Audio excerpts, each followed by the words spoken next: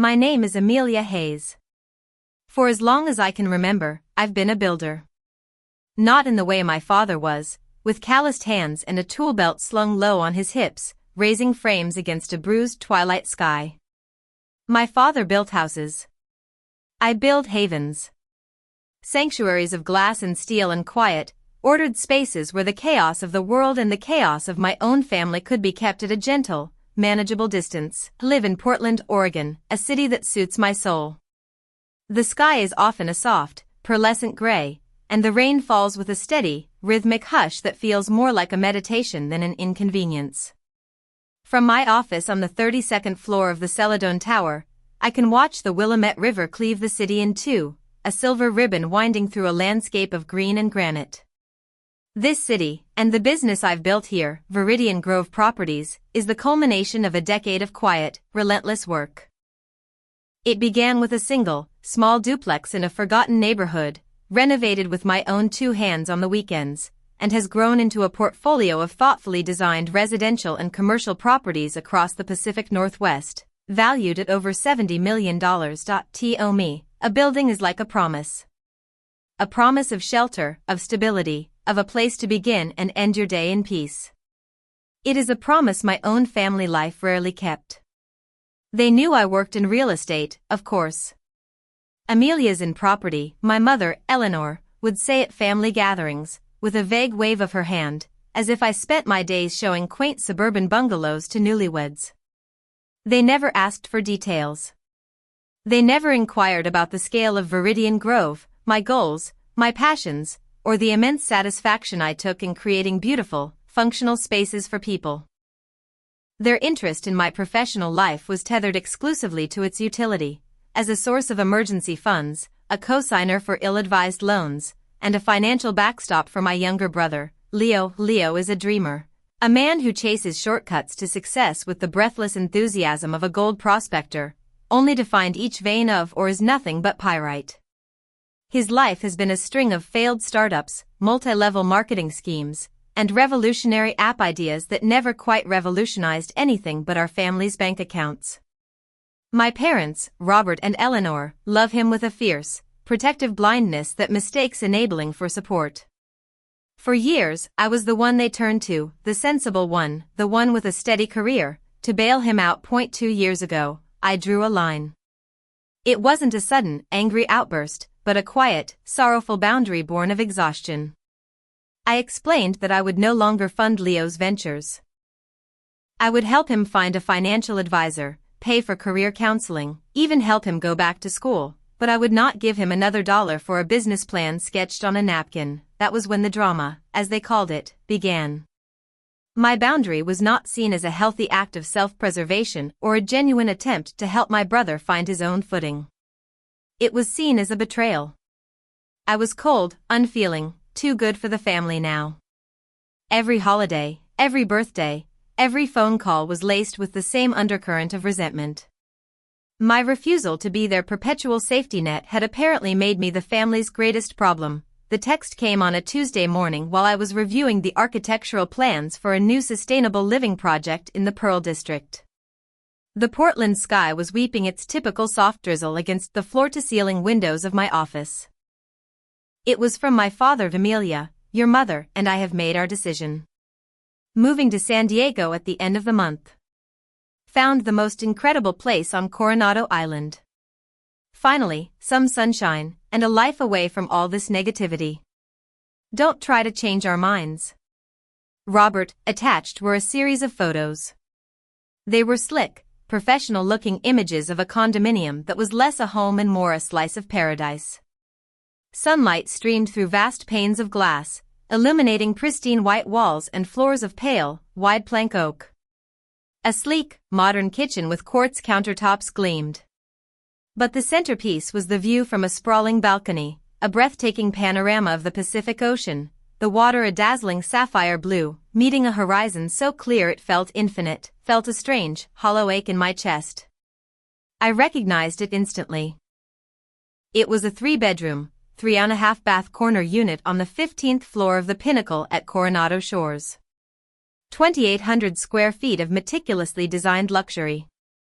I should know. Viridian Grove Properties had acquired the entire building 8 months prior, and why parents had been threatening this for years, this grand escape. The refrain was always the same: maybe we should just move somewhere warm, Robert, and start over. Away from all this tension. The tension was me. My boundaries. My refusal to continue playing a role in a family script that was bankrupting me, emotionally and, at times, financially. Examined the photos again.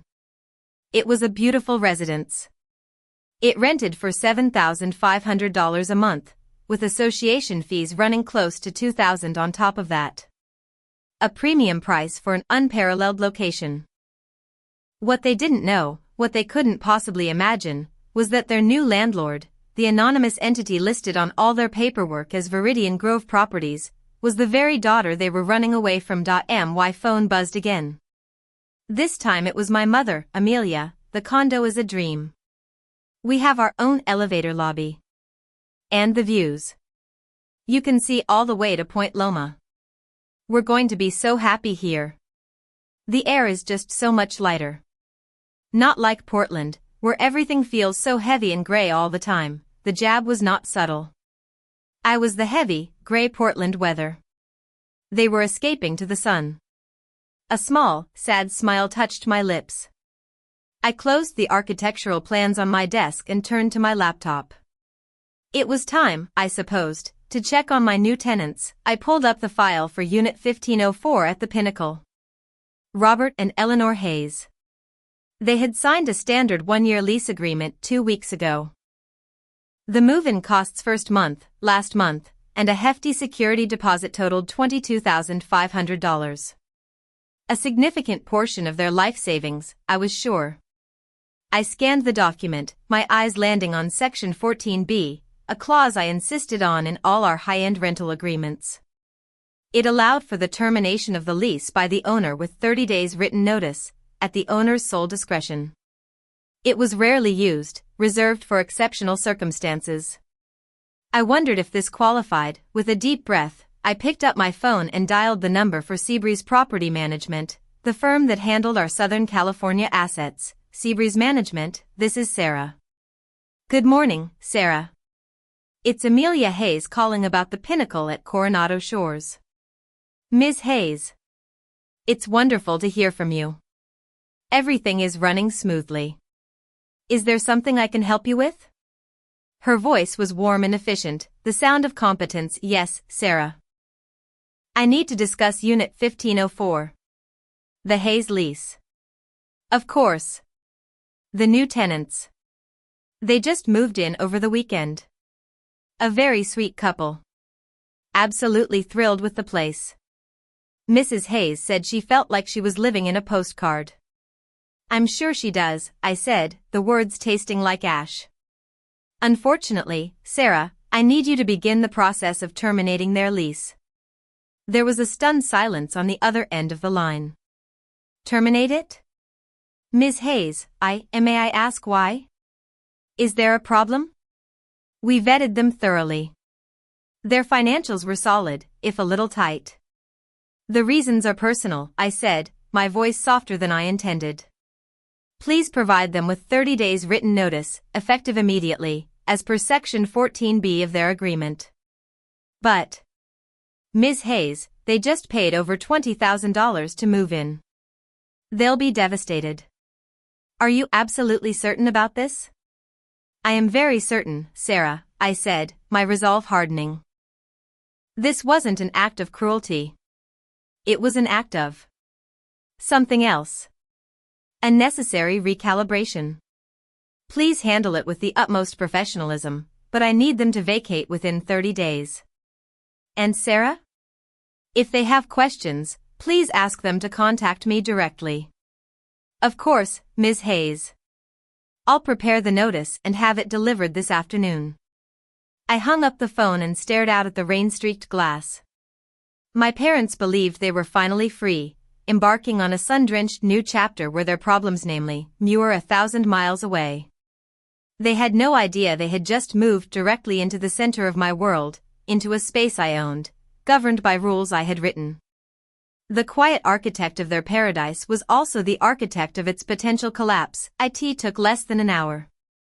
My phone vibrated, and my father's name flashed on the screen. I let it ring twice before answering, schooling my features into an expression of calm neutrality, even though no one could see me. Amelia? Amelia, you need to help us. His voice was tight with panic, a stark contrast to the breezy confidence of his text message. Hello, Dad. Is everything all right? How is San Diego? Amelia, this is no time for small talk. Something's happened. Something terrible. Our landlord. They're trying to evict us. Evict you? I infused my voice with gentle surprise. That doesn't make any sense. You just got there. That's what I told them. We paid everything. We haven't so much as hung a picture crooked. And we just got a formal notice saying we have to be out in 30 days. 30 days, Amelia. Did they give you a reason? I asked, picturing him pacing the pale oak floors of his beautiful, temporary home. No. That's the worst part. It just says it's at the owner's discretion. What in God's name does that even mean? I made a soft, thoughtful sound. That is unusual. What's the name of the management company? Seabreeze Property Management. Amelia, we poured our entire savings into this move. The deposit, the movers, we even bought new furniture to fit the space. If we get thrown out of here, we'll be ruined. We have nowhere to go. The desperate irony was suffocating. The man who, just that morning, had told me not to contact him, who was escaping my negativity, was now pleading for my help. Amelia, I know we've had our issues, but you're in real estate. You understand this world. Is there anyone you know? Anyone you can call who might be able to help us fight this? I let the silence stretch for a moment. I might know a few people in the San Diego market, Dad. What's the address of the building again?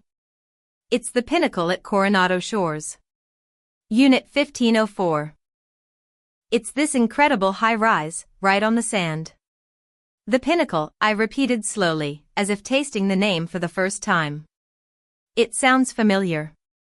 Let me look into it, Dad. I'll see what I can find out and get back to you. Oh, thank you, Amelia. Thank you. I knew we could count on you. You know, no matter what happens, family is family. Family is family. The phrase hung in the air after he'd hung up. It was a philosophy that seemed to surface only when they were in crisis, a trump card played when they needed something I possessed. I closed my eyes and leaned my head back against my chair, the gentle patter of the rain a soothing counterpoint to the storm brewing 1,000 miles to the south. A few minutes later, my mother called. Her voice was thick with unshed tears. Amelia, thank goodness. Did Robert tell you what's happening? He mentioned there was some sort of issue with your lease, I said calmly. It's a catastrophe. A nightmare. They're kicking us out onto the street for no reason at all. It feels personal, like someone has it out for us. Mom, that doesn't sound right.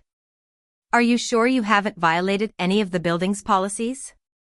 Of course not. We've been perfect tenants. I spoke to the manager, a woman named Sarah. She was polite but cold as ice. Said the decision was final and came directly from the owner. Well, I mused, the owner must have their reasons. But what could they be? We don't even know who they are. Amelia, we moved down here to start over, to finally find some peace, and now we're about to lose everything. Start over from what, exactly, Mom? I asked softly. A beat of silence. You know what I mean, dear.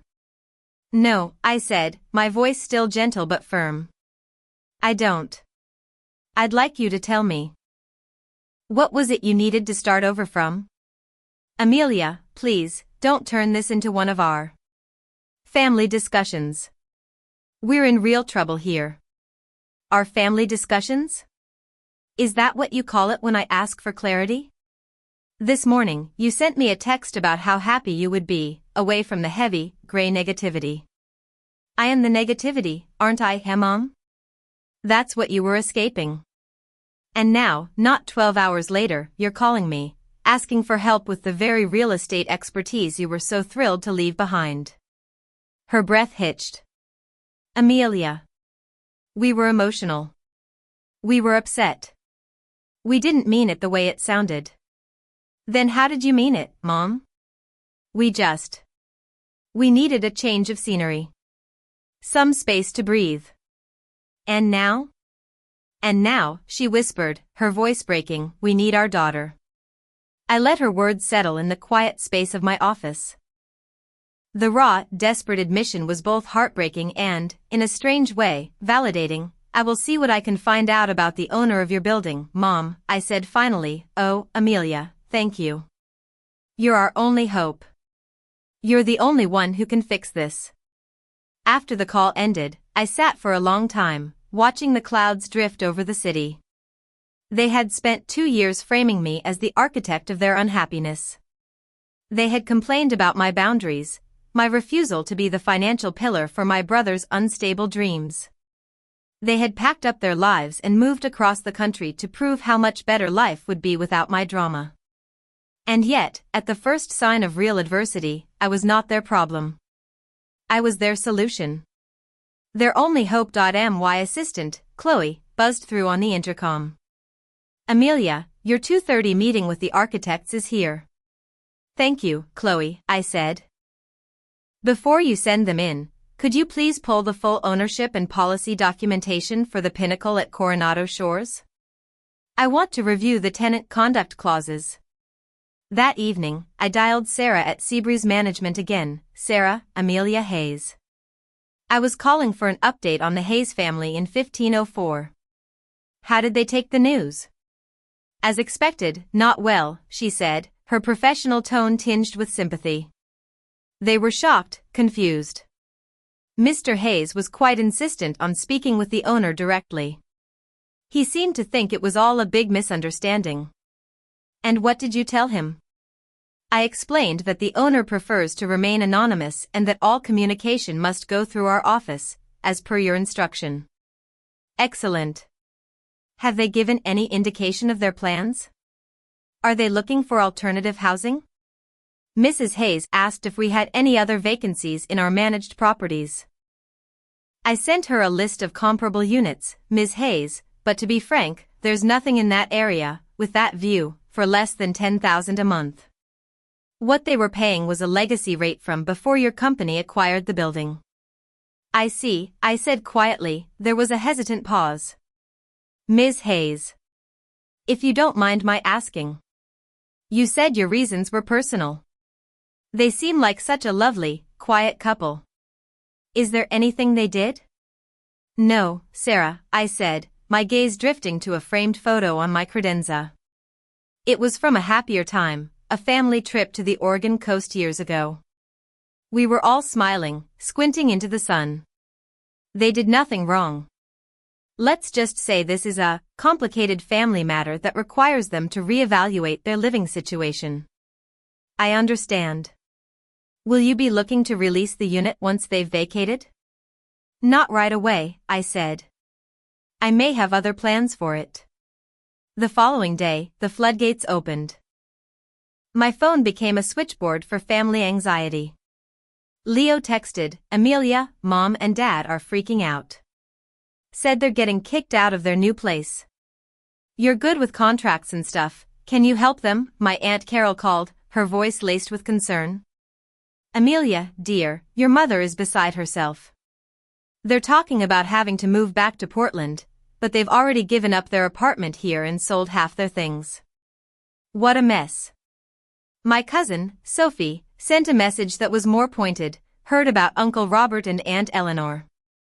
So strange that they'd be evicted for no reason. Do you think someone is doing this to them on purpose? That last message gave me pause. The family narrative was already beginning to form. My parents were victims of a cruel, anonymous villain. The thought was strangely satisfying. My father called again in the late afternoon, his voice frayed with exhaustion. Amelia, we've been looking online at apartments all day. Everything even remotely similar to this place is thousands of dollars more a month. Most of them want 3 months rent up front. We can't do that. That does sound difficult, Dad. Difficult? Amelia, it's impossible. We used everything we had for this move.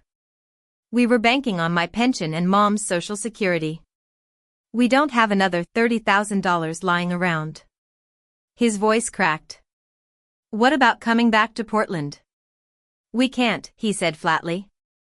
There's nothing to come back to. We gave up our lease. We sold the old car. We got rid of so much. Amelia, we're trapped here. It sounds like a very challenging situation, I said, my tone even. You said you were going to look into the owner of the building, he pressed, his desperation palpable. Did you find anything? I did some digging, Dad. The building is owned by a limited liability company. An investment firm called Viridian Grove Properties. Viridian Grove. Can you get in touch with them? Find out who's in charge? And what would you want me to say if I did? I don't know, he exclaimed, his voice rising. Ask them why they're doing this to us. Plead our case. See if there's some mistake, something we can do to make it right. And if they won't budge? Then I just don't know what we'll do. The fight seemed to drain out of him, replaced by a weary resignation I'd never heard in his voice before. He had always been a man of solutions, of brute force and stubborn will. For the first time, he sounded utterly lost. Dad, I said softly. Can I ask you a question? Anything, Amelia. When you and Mom decided to move to San Diego, when you sent me that text, did you ever stop to consider how that might make me feel? A long, heavy silence stretched between Portland and Coronado Island. What do you mean? He finally asked. I mean, you told me, in no uncertain terms, that you were leaving to get away from my negativity. That you would finally be happy because you were no longer near me. Did you think about what it would feel like to read those words from your own father? The silence was even longer this time. When he spoke, his voice was heavy with a contrition I hadn't expected. Amelia. We were just so frustrated. This whole situation with Leo. The constant stress about money. It felt like the family was falling apart. And you felt that was my fault? No, not. Not your fault. It was just. You changed. You became so rigid with the rules, the boundaries. It felt like you were pulling away from us. Dad, I didn't create Leo's financial problems, I just stopped participating in them. I didn't create the constant money stress, I just established a boundary so that I wouldn't be seen as the solution to every crisis. For 2 years, you and Mom have treated me like I'm the problem because I refused to keep pouring my own hard-earned money into my brother's failing schemes. That isn't rigid, Dad.